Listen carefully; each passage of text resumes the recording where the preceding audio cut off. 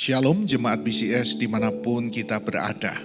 Mari kita luangkan waktu sejenak untuk merenungkan firman Tuhan pada hari ini. Shalom Bapak Ibu sekalian, judul renungan hari ini ialah diterima oleh kasih karunia. Pernahkah kita didera oleh perasaan belum cukup? Mungkin belum cukup rajin, belum cukup rohani, sehingga bisa saja kita membandingkan diri kita dengan orang lain. Atau mungkin ada masa lalu yang membuat kita berpikir, Tuhan pasti sudah menjauhi saya. Oleh sebab itu, hari ini kita akan bernapas lega Bapak Ibu sekalian. Karena kita akan belajar bersama-sama dan merenungkan sebuah kebenaran yang paling membebaskan dan melegakan kita. Bahwa penerimaan dari Tuhan itu tidak bergantung kepada kesempurnaan kita, tetapi pada kesempurnaan kasih karunia-Nya. Oleh sebab itu, mari kita membuka dan membaca dalam Roma 5 ayat yang ke-8. Akan tetapi Allah menunjukkan kasih-Nya kepada kita oleh karena Kristus telah mati untuk kita ketika kita masih berdosa. Bapak Ibu, coba kita perhatikan frasa ketika kita masih berdosa. Berarti di sini Kristus memberikan nyawanya bukan setelah kita menjadi baik atau karena kita rajin beribadah, pelayanan atau semacamnya, tetapi Dia melakukannya justru di dalam kondisi kita yang paling berantakan. Karena penerimaannya ini adalah titik awal hubungan kita dengan Dia.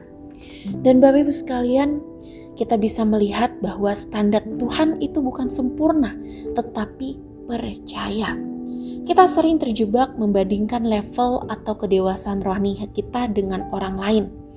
Tetapi coba kita dengarkan kata Yesus di dalam Yohanes 6 ayat 29. Ketika ditanya tentang pekerjaan yang harus dilakukan, Ia jawab, "Inilah pekerjaan yang dikehendaki Allah, yaitu hendaklah kamu percaya kepada Dia yang telah diutus Allah." Pekerjaan utama kita adalah percaya Bapak sekalian. Bukan kita menjadi superhero yang tanpa celah, tetapi iman yang mengakui kelemahan dan justru kita mau bergantung sepenuhnya kepada Dia. Itulah yang paling berharga di matanya. Jadi ketika kita jatuh, kita diundang untuk bangkit lagi di dalam kasih karunia, bukan diberasa perasaan belenggu rasa malu. Karena Bapak Ibu sekalian, kita sudah memiliki identitas yang baru. Identitas utama kita yang adalah dikasihi, bukan kita harus membuktikan diri untuk kita menerima kasih itu. Bapak sekalian, semua tuntutan untuk tampil sempurna seringkali bersumber dari rasa takut, bukan? Karena takut tidak disukai, takut ditolak, takut diabaikan. Tetapi firman Tuhan menawarkan identitas yang lain. Di dalam 1 Yohanes 3 ayat 1 berkata, "Lihatlah betapa besar kasih-Nya yang dikaruniakan Bapa kepada kita, sehingga kita disebut anak-anak Allah." Bapak sekalian, mari kita pegang erat kebenaran ini. Identitas paling yang mendasar kita adalah anak yang dikasihi. Seorang anak yang tidak perlu membuktikan apa-apa untuk diterima di rumahnya.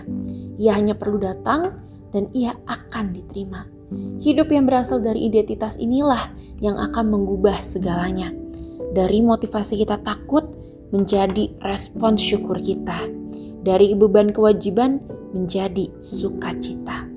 Mari Bapak sekalian, kita membawa semua pengertian dan kerinduan ini hanya di dalam doa.